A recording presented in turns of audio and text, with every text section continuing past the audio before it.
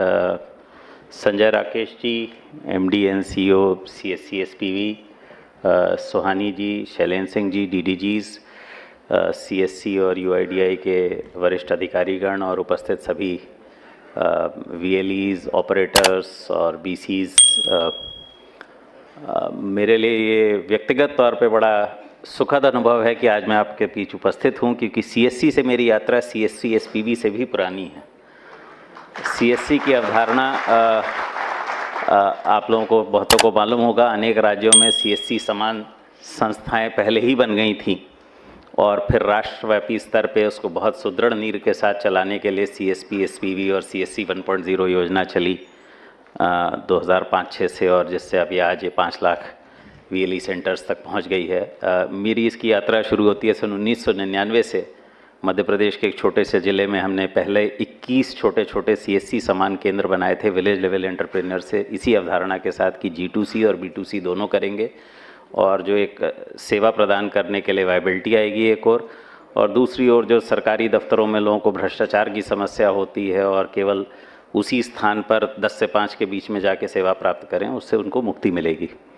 क्योंकि कंपटीशन आएगा, कंपटीशन से ही जो है ग्राहक को विकल्प मिलेगा, उपभोक्ता को विकल्प मिलेगा, नागरिक को विकल्प मिलेगा और उसको बेहतर सेवा मिल सकेगी और लोगों को रोज़गार अलग मिलेगा। ये सोच थी। एक छोटी सा हमने प्रयोग किया ज्ञानदूत करके, जिसको यूरोपियन यूनियन का स्टॉकहोम चैलेंज का पुरस्कार मिला। मैं पूरी दुनिया में उसको बेहतरीन सबसे सर्वश्रेष्ठ पब्लिक एडमिनिस्ट्रेशन प्रोजेक्ट माना गया। हम लोग गए थे वहाँ सन 2000 में मैं गया था स्टॉकहोम में उसको रिसीव करने के लिए अवार्ड को। उसके बाद मध्य प्रदेश राज्य का विभाजन हुआ, मैं छत्तीसगढ़ काडर में आवंटित हुआ। छत्तीसगढ़ में क्योंकि ये प्रयोग किया था तो सबसे पहले मुझे इसी काम पे लगाया गया कि एक नई संस्था बनाई चिप्स करके। जो लोग कहीं छत्तीसगढ़ से जुड़े हों उनको उसके बारे में मालूम होगा। और वहाँ पे चॉइस सेंटर के नाम से आज भी जाना जाता है, Chhattisgarh online information for citizen empowerment, choice agent, choice centre.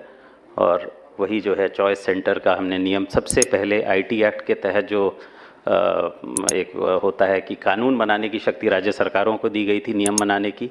तब तक आईटी में बड़े प्रयोग हो रहे थे, बड़े बड़े। उस समय आंध्र प्रदेश का बड़ा नाम होता था, पर न केंद्र सरकार ने न किसी भी सरकार ने सबसे पहले नियम सन 2002 में छत्तीसगढ़ सरकार ने बनाए, जिसमें कि बिल्कुल कागज़ पे की हुई चीज़ और इलेक्ट्रॉनिक रूप से की गई चीज़ को बराबर मान्यता दी गई।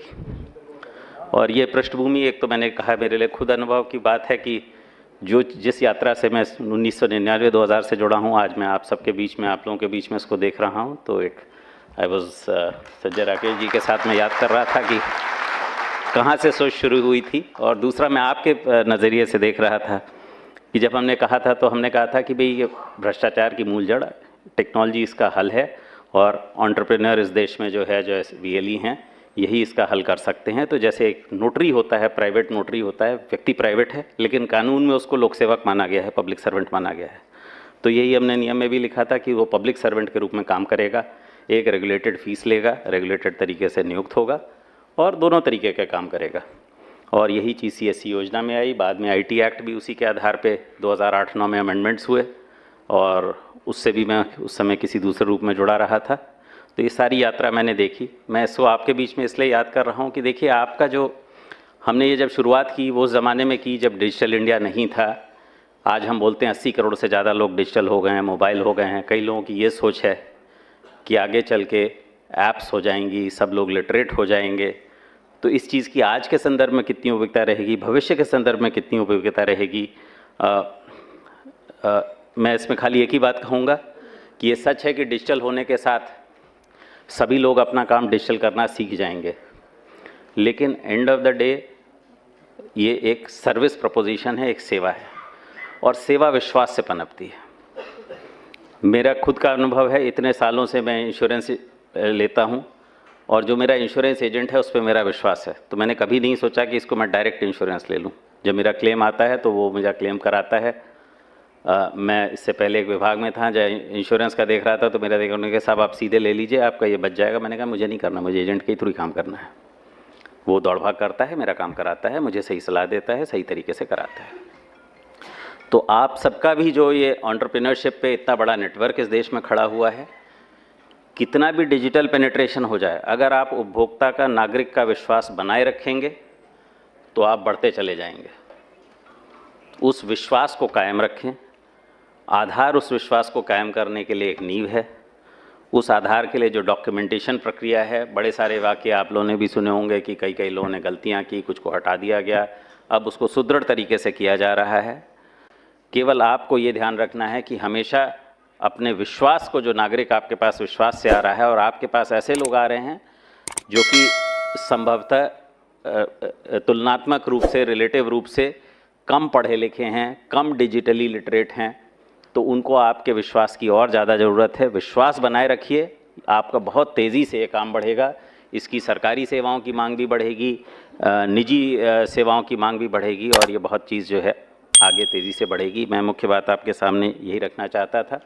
बाकी आज के कार्यक्रम की पूरी रूपरेखा सामने है, दोनों डीडीजीज़ ने उसके सामने विस्तार पे रखा है, और सीओ भी अभी आपको उद्बोधन करेंगे। तो मैं इन्हीं शब्दों के साथ आप सभी के लिए पूरी शुभकामनाओं के साथ अपनी बात को यहाँ विराम देता Shri Kumar Rakesh Sinha ji, director UIDAI, sir please join us on the stage. Also Shri Sanjay Singh Rautela साहब, director UIDAI, please join us on the stage sir. And Shri RVN Srinivas, director UIDAI, please join us on the stage. बारे में हम सभी को बताएं, एक बार तालियों से उनका स्वागत करेंगे प्लीज।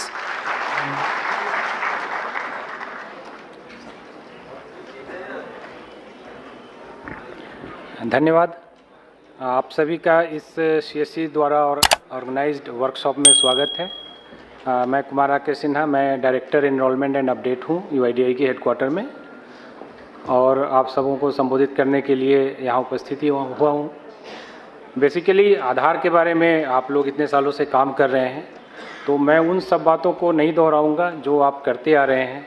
जो आधार एनरोलमेंट आप कर रहे हैं, आधार अपडेट कर रहे हैं, वो सब चीज़ें चलेंगी। उसके बारे में जो अदर एस्पेक्ट हैं, उसके बारे में जो एरर्स की बात है, वो श्रीनिवास जी हमारे सहयोगी हैं, वो आपसे करेंगे।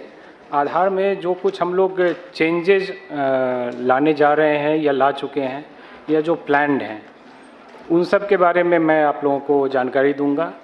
इनमें से कुछ चीज़ें हैं जो सिस्टम में आ गई हैं, कुछ आने वाली हैं, और निकट भविष्य में ये सभी चीज़ें प्लान में आ जाएंगी। इन सब चीज़ों पे आधार अथॉरिटी जो है वो काम कर रही है। तो उन सब चीज़ों को बेसिकली आपको फर्स्ट हैंड इन्फॉर्मेशन दे रहे हैं। अभी हमने इनमें से बहुत सारी चीज़ों को पब्लिक डोमेन में नहीं लाया है, फिर भी हम आपको अपना पार्टनर समझते हुए ये सारी चीज़ें आपके साथ शेयर कर रहे हैं।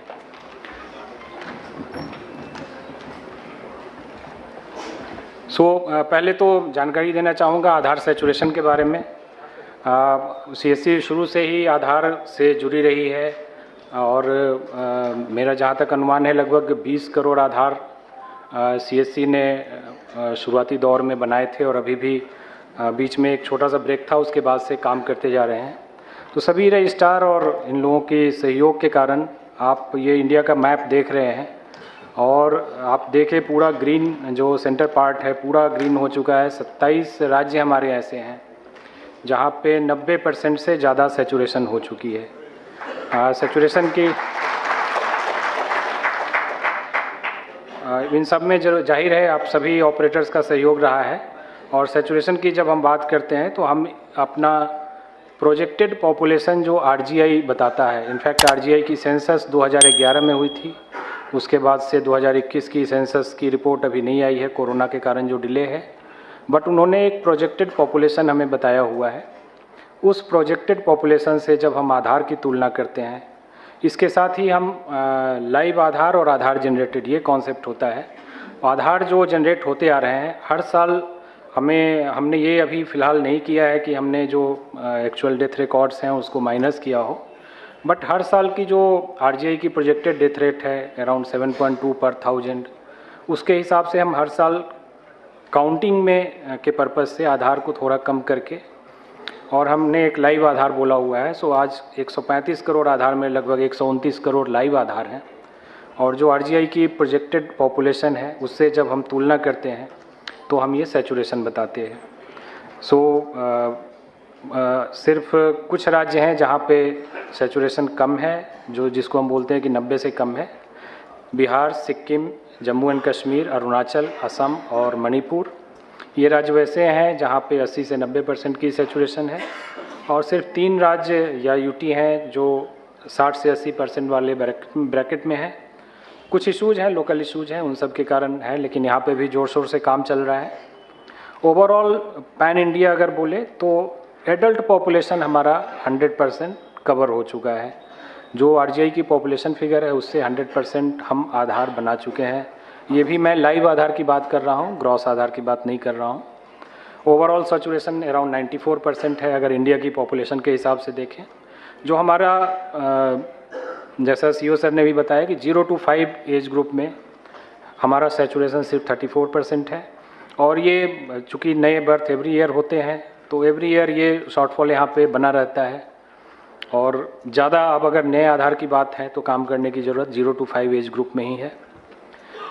फिलहाल हम लोग लगभग 4 करोड़ नए आधार बना रहे हैं, आगे की डाटा मैं दिखाऊंगा, और 16 करोड़ अपडेट कर रहे हैं। मोबाइल की सैचुरेशन आधार में एक बहुत प्राइम रिक्वायरमेंट होती है, और मोबाइल अब ऐसा हो गया है कि वो गांव-गांव में, शहर-शहर में हर व्यक्ति के पास पहुंचने लगा है। हमारे 95 करोड़ आधार में मोबाइल शामिल है, सो अभी भी लगभग 40 करोड़ आधार में हमें मोबाइल जोड़ने की ज़रूरत है। एक और है जो मैंडेटरी बायोमेट्रिक अपडेट की बात है, वो अभी लगभग 5 करोड़ पर ईयर हो रहे हैं। इसके बारे में भी आगे छोटी सी जानकारी दूंगा आपको। ये हमारा कंपैरिजन है year wise enrolment and update का। तो जैसा कि आप जानते हैं 2010 में पहला आधार इशू हुआ था, और 2011-12 से ये फुल फ्लेज्ड पूरी स्पीड से चल पड़ा, और आने वाले 5 साल में यानी 2015-16 तक, 2016 की अप्रैल आई थिंक 3 अप्रैल थी जिस दिन हम लोगों ने अनाउंस किया कि हमने 1 बिलियन आधार, 100 करोड़ आधार बना दिए हैं। उसके बाद से इनफैक्ट एक विज्ञान भवन नहीं, मैं एक और लोकेशन थी, मैं भूल रहा हूँ, वहाँ पे मंत्री महोदय ने ये अनाउंसमेंट करी थी कि आज हम लोगों ने 100 करोड़ आधार बना लिए हैं। उसके बाद से नए आधार बनने की गति कम हुई, जाहिर है पॉपुलेशन हम कवर करते जा रहे थे, और फ़िलहाल जो पिछले 2 साल में आप डाटा देख रहे हैं कि थोड़ा ज़्यादा है। 18-19 और 19-20 में लगभग 2-2.5 करोड़ के बीच में एवरेज था। 20-21 और 21-22 में जो नंबर्स हैं वो 22-23 में भी हैं। ये बेसिकली असम और मेघालय स्टेट, यहाँ पे आधार बनाने की प्रक्रिया शुरू नहीं हुई थी। कुछ इशू थे लोकल एनआरसी वगैरह के, तो 2020-21 में इस काम को वहाँ पे भी लागू किया गया। तो 20-21, 21-22 और इस साल भी वहाँ काफ़ी ज़ोर शोर से काम चला, और जैसा कि आपको मैं बता चुका हूँ पिछली स्लाइड में,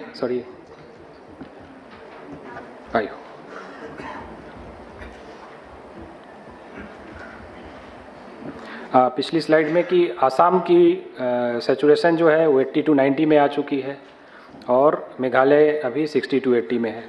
तो इस तरह से आगे चल के नए आधार का काम और भी थोड़ा कम ही होगा, क्योंकि सिर्फ 0 to 5 की पॉपुलेशन को कम करेंगे, लेकिन अपडेट का काम लगातार बढ़ता जा रहा है। पिछले 2017-18 से 20-21 तक आप देखें तो फ्लैट 9 करोड़ के आसपास अपडेट था, लेकिन 21-22 में ये 16 करोड़ हुआ। इस साल भी जो डाटा है वो उम्मीद है कि ये 16 करोड़ के आसपास रहेगा, और आगे और बढ़ने के चांसेस हैं। अगला एक नया काम आधार के पास आधार होल्डर्स के लिए हम लोगों ने शुरू किया है, जिसको डॉक्यूमेंट अपडेट बोलते हैं। इसके बारे में विशेष चर्चा हमारे अगले अतिथि श्री संजय रौतेला जी करेंगे, विस्तार से करेंगे। यहाँ पे मैं बेसिकली इसको शॉर्ट में ये बताना चाहता हूँ कि जैसा कि आपने पिछली स्लाइड में देखा कि जो अपडेट हुए हैं लगभग 60 करोड़ अपडेट हुए हैं, जबकि आधार 135 करोड़ बना है। तो अगर हम ये भी मान लें कि एक आधार में एक ही अपडेट हुए हैं, तो भी 75 करोड़ आधार ऐसे हैं जिनमें कोई अपडेट नहीं हुआ है। और जाहिर है कि बहुत सारे हमारी जनसंख्या है जो गाँवों में रहती है, तो वहाँ पे कोई अपडेट की ज़रूरत नहीं है। उनका जो एक एड्रेस है वो परमानेंट एड्रेस होता है, और उसमें कोई चेंज नहीं होता है। नाम, उम्र, जेंडर और एड्रेस, यही 4 चीज़ें हम लेते हैं। अगर इन 4 में कोई चेंज नहीं है तो कोई अपडेट की ज़रूरत नहीं है उनको। लेकिन हम लोग चाह रहे हैं कि जिन लोगों के आधार 10 साल से ज़्यादा पुराने हो गए हैं वो कम से कम एक बार, अगर उनके एड्रेस या डेमोग्राफिक्स में कोई चेंज नहीं हुआ है, फिर भी वो एक अपडेट हमारे साथ करें और अपनी रिसेंट प्रूफ ऑफ आइडेंटिटी और प्रूफ ऑफ एड्रेस डॉक्यूमेंट जमा करें, ताकि उनके आधार को हम रीवैलिडेट कर सकें, उनके आधार को हम दोबारा से ये जान सकें कि हाँ वो आधार बनवाए थे और स्टिल वो सिस्टम में हैं और उनकी ये नई डॉक्यूमेंट्स हैं हमारे पास। तो जैसा कि आप देखेंगे, अब 10 साल पुराने आधार को अपडेट करने की बात है, तो 2011-12 के जो 15 करोड़ आधार हैं उनके लिए ये टाइम पूरा हो चुका है। 2012-13 में फिर से 15 करोड़ आधार बने थे, तो हम लोग अभी नवंबर में हैं और दिसंबर अगले 4 महीने में ये 15 करोड़ आधार भी ड्यू हो जाएंगे अपडेट करने के लिए, और उसके आने वाले 1 साल और में लगभग 30 करोड़ आधार बने थे। सो आने वाले 16 महीने में लगभग 60 करोड़ आधार हैं जो इस प्रक्रिया के लिए एलिजिबल हो जाएंगे कि उनका डॉक्यूमेंट एक बार अपडेट किया जा सके। ये पूरे आधार इकोसिस्टम के लिए बहुत बड़ी चुनौती है कि हमें लगभग अगले आने वाले 16 महीने में 60 करोड़ आधार अपडेट करने हैं। इसके लिए बड़े पैमाने पे हम मीडिया कैंपेन कर रहे हैं। आप लोगों को भी आज कुछ पैम्पलेट दिया गया होगा। तो जिनके आधार में कोई डेमोग्राफिक चेंज नहीं भी है तो भी उन्हें एक डॉक्यूमेंट हमारे पास सबमिट करना है।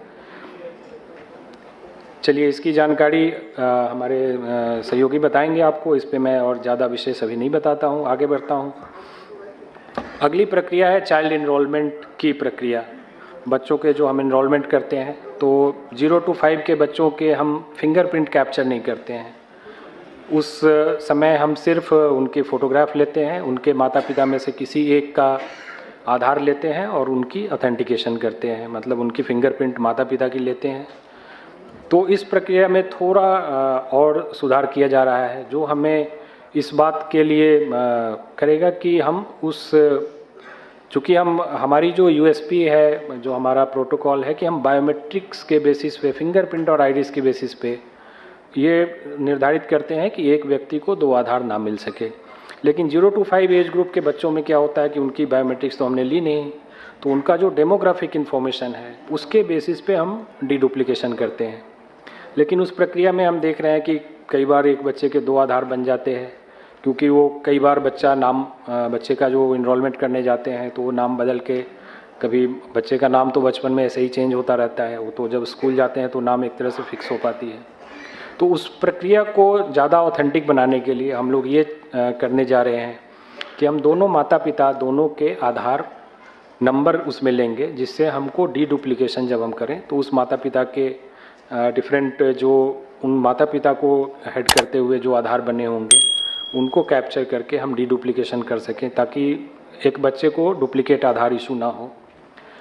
इसमें बहुत सारे ऑप्शन रखे जाएंगे, जहां अगर एक ही माता पिता में से एक अवेलेबल है, दूसरा नहीं है या ऑर्फन है, इस तरह की एक्सेप्शन पॉलिसी रहेगी वहाँ पे। बट ये बेसिकली एक प्रक्रिया हम लाने जा रहे हैं।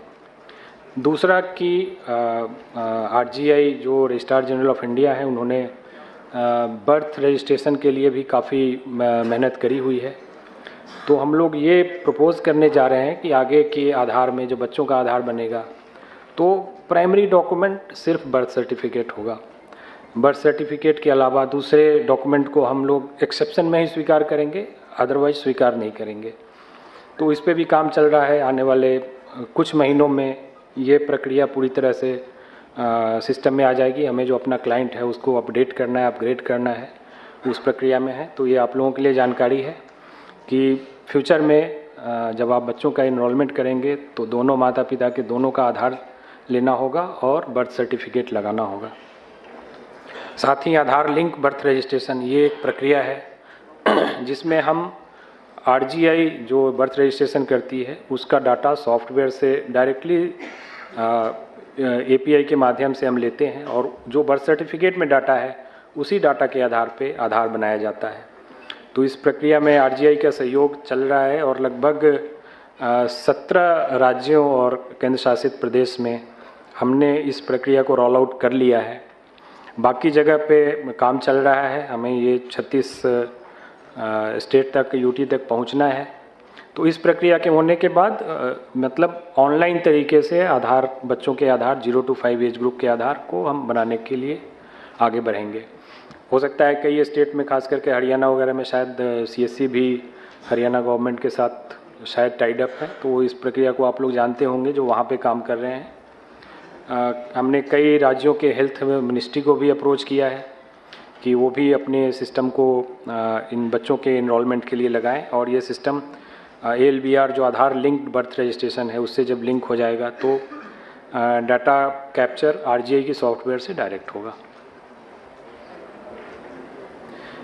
अगली प्रक्रिया जो है बच्चों के मैंडेटरी बायोमेट्रिक अपडेट की है। तो मैंडेटरी बायोमेट्रिक अपडेट जो हमारा रेगुलेशन आधार का है वो बोलता है कि बच्चों को 5 से, जब वो उनकी उम्र 5 साल की हो जाती है तो अगले 2 साल के अंदर 5 से 7 साल के बीच में, और पुनः 15 से, जब उनकी उम्र 15 साल की हो जाती है तो अगले 2 साल के अंदर 15 से 17 के बीच में उन्हें एक बार अपना बायोमेट्रिक अपडेट कराना है। 5 से 7 साल वाले एज ग्रुप के लिए तो ये ज़रूरी है क्योंकि उनकी बायोमेट्रिक हमारे पास है ही नहीं, तो ये तो करना बहुत ही ज़रूरी है। और 15 से 17 में भी, चूँकि अब मान लीजिए 5 साल के बच्चे ने कराया तो उसकी जो फ़ोटोग्राफ आधार पे होगी, जो उसकी फिंगरप्रिंट, फिंगर की साइज़ होगी वो काफ़ी छोटी होगी, तो इसलिए वो 15 के एज में एक बार अपडेट कराना ज़रूरी है ताकि उसकी फ़ोटो अपडेट हो जाए, जो नया आधार उसके पास आए। आधार नंबर तो वही रहेगा, ये तो आप जानते हैं, लेकिन उसको एक नए, जिससे उस आइडेंटिटी से उसको पहचान उसको मिल सके।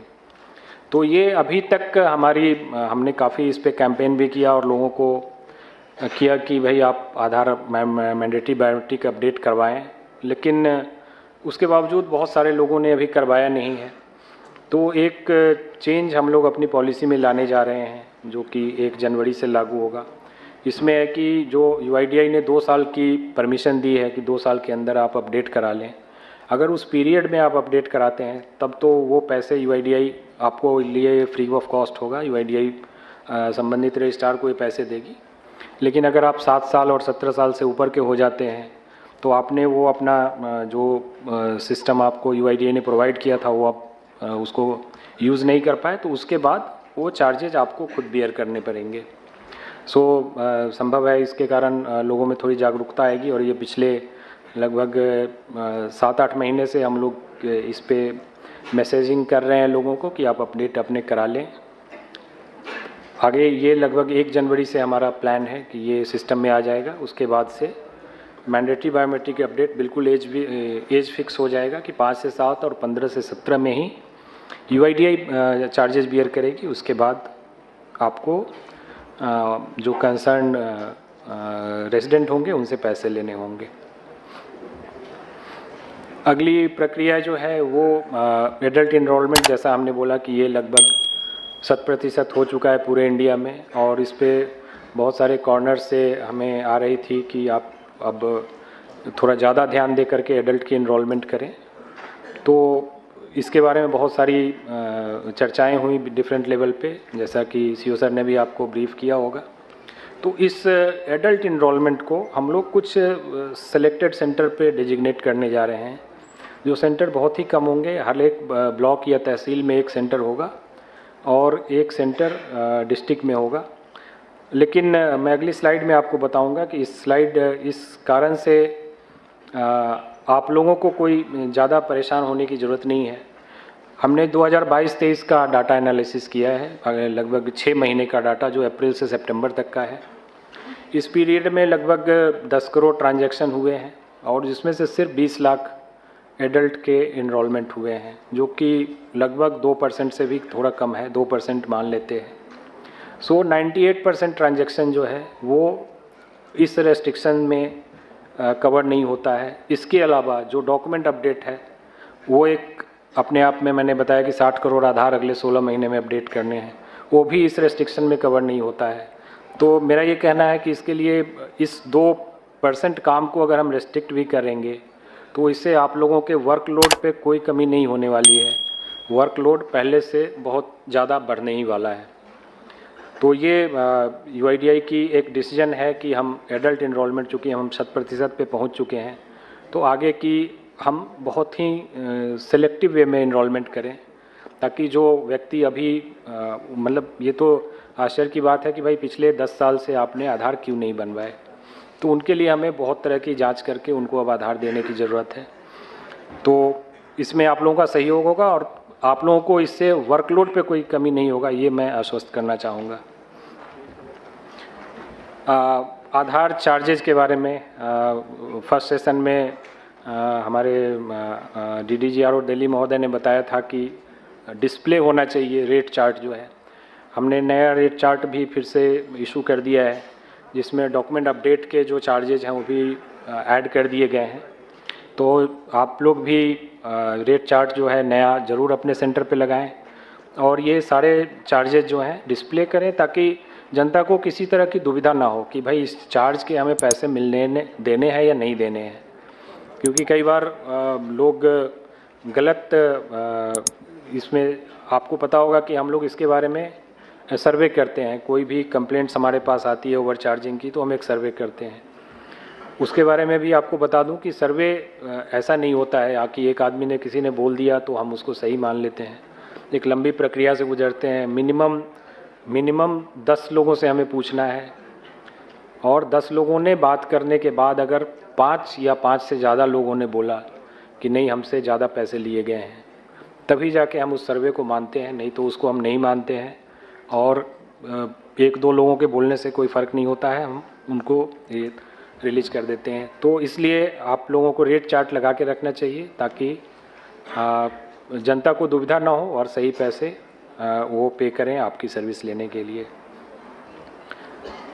अगली जानकारी है revise list of supporting document. जैसा कि आप जानते हैं, आप पिछले 10 साल से हमारा एक फिक्स पैटर्न था, proof of identity and proof of address, proof of relationship and proof of date of birth. ये 4 डॉक्यूमेंट हम बनाते थे और ये 4 डॉक्यूमेंट चाहे आप न्यू एनरोलमेंट करें या अपडेट करें, सब में कॉमन होता था। तो अभी तक जो जानकारी है कि वो एक ही डॉक्यूमेंट है, आप उससे एनरोलमेंट भी कर सकते हैं, अपडेट भी कर सकते हैं। लेकिन हम इस प्रक्रिया में फिर से चेंज लाने वाले हैं।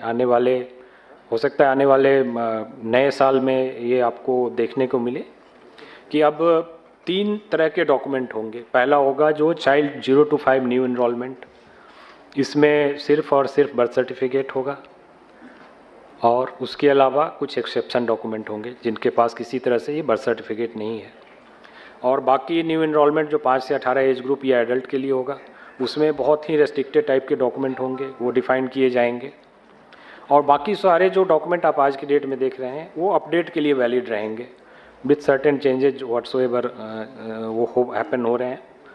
तो बेसिकली अब डॉक्यूमेंट जो अभी एक ही टाइप का होता था, वो डॉक्यूमेंट अब आने वाले समय में 3 टाइप के हो जाएंगे। इसके साथ ही जब ये चेंजेज होंगे तो हम इनरोलमेंट की फॉर्म भी चेंज करेंगे। बच्चों के इनरोलमेंट की फॉर्म अलग होगी, एडल्ट के इनरोलमेंट और अपडेट की फॉर्म अलग होगी। तो ये चेंजेस भी आपको देखने को मिलेंगे। सो नया डॉक्यूमेंट सेट मिलेगा आपको और नए इनरोलमेंट फॉर्म मिलेंगे।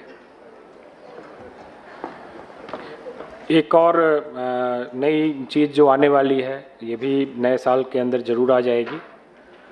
इस पे हो सकता है पायलट हमारा दिसंबर में स्टार्ट हो जाए। अभी एक स्टैंडर्ड सर्टिफिकेट इशू होता है।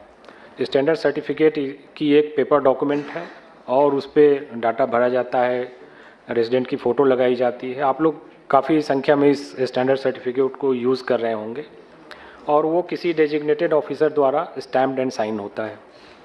इसको हम लोग सीडैक के माध्यम से एक ई-साइंड सर्टिफिकेट क्रिएट करने जा रहे हैं।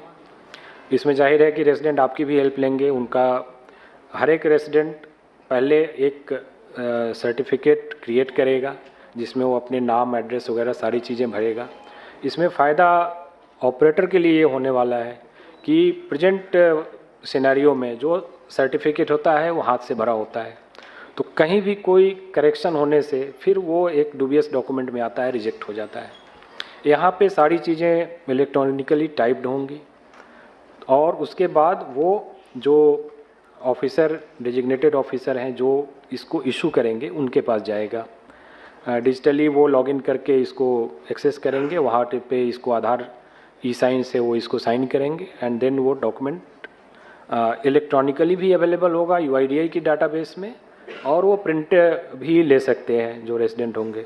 वो प्रिंट की कॉपी लेकर आपके पास आएंगे। आप जब इनरोलमेंट करेंगे तो बैकएंड पहला तो कोई उसमें एरर नहीं होगा, और बैकएंड पे हम उसको वेरीफाई कर सकते हैं कि वो कौन से ऑफिसर ने इशू किया है। तो उसमें भी जो थोड़ी बहुत गलतियां होती हैं कि किसी के स्टैंप साइन करके लोग ले आते हैं, तो वो आइडेंटिफाई होना ईजी हो जाएगा। तो इस प्रक्रिया से भी होने से आप ऑपरेटर्स को काफ़ी सुविधा होगी। आपके एरर काउंट में हम उम्मीद करते हैं कि काफ़ी इससे कमी आएगी। ऑलरेडी हमारा ये फाइनल स्टेज में है और पायलट हम दिसंबर में शुरू करने वाले हैं। तो जैसे ये प्रोग्रेसिवली लॉन्च हो जाएगा और एक्सेप्टेबिलिटी इसकी आ जाएगी, तो उसके बाद हम पेपर फॉर्मेट में ई साइन डॉक्यूमेंट जो है उसको बंद कर देंगे। एक और जो प्रक्रिया है जिसके बारे में भी बात की गई है, हमने पिछले 3 महीने का एवरेज ट्रांजैक्शन कैलकुलेट किया है। तो हमारे सीएससी के जो एएसके हैं उनकी पर स्टेशन जो ट्रांजैक्शन पर मंथ है वो लगभग 300 है। यानी कि अगर मैं 25 दिन से डिवाइड करूं, 25 वर्किंग डे से, या 30 दिन से भी डिवाइड करूं, तो 10 पर डे पर स्टेशन आता है। और सीएससी बीसीज के जो ट्रांजैक्शन हैं वो काफ़ी कम है, लगभग 100 ट्रांजैक्शन एक महीने का। 25 वर्किंग डे का मतलब 4 ट्रांजैक्शन, या 30 वर्किंग डे अगर आप 30 दिन काम करते हैं मतलब 3 से 4 ट्रांजैक्शन। तो ये ट्रांजैक्शन इस बात की ओर इशारा करते हैं कि नंबर्स हमारे एक्टिव स्टेशन के बहुत ज़्यादा हैं। लेकिन उम्मीद है कि आप लोग डॉक्यूमेंट प्रोजेक्ट आने से जो एडिशनल वर्कलोड आया है, आप अपने ट्रांजैक्शन बढ़ा सकेंगे और ज़्यादा से ज़्यादा लोग इस काम को आगे बढ़ा सकेंगे। तो ये चीज़ ऐसी है कि हाँ, हम दोनों बात कैसे जस्टिफाई करें। एक तरफ हम बोलते हैं कि हमें नंबर्स सेंटर बढ़ाने हैं और दूसरी तरफ जो सेंटर है वहाँ से आउटपुट नहीं आ रहा है। तो इन चीज़ों के बीच में एक सामंजस्य बैलेंस रखना है, सो दैट जितने सेंटर चले वो टोटली लोडेड हों और लोगों को पूरी सुविधा दे सकें। ये सिर्फ हमने सिस्टम आधार बनाने के काम में जुड़ गए हैं, लेकिन हम नंबर्स नहीं कर पा रहे हैं। इसकी जो भी रीज़न हो, तो ये जस्टिफाई नहीं करता है कि हम अपने सेंटर की संख्या बढ़ाएं। तो इस पे भी ध्यान देने की ज़रूरत है। एक तरफ लोग लंबी लंबी क्यू लगा के रहते हैं कि भाई हमें आधार के काम में दिक्कत हो रही है, देरी हो रही है, और दूसरी तरफ जो हमारे सेंटर हैं उनकी एवरेज काफ़ी कम है। तो इस पर भी आप लोग ज़रूर ध्यान देंगे।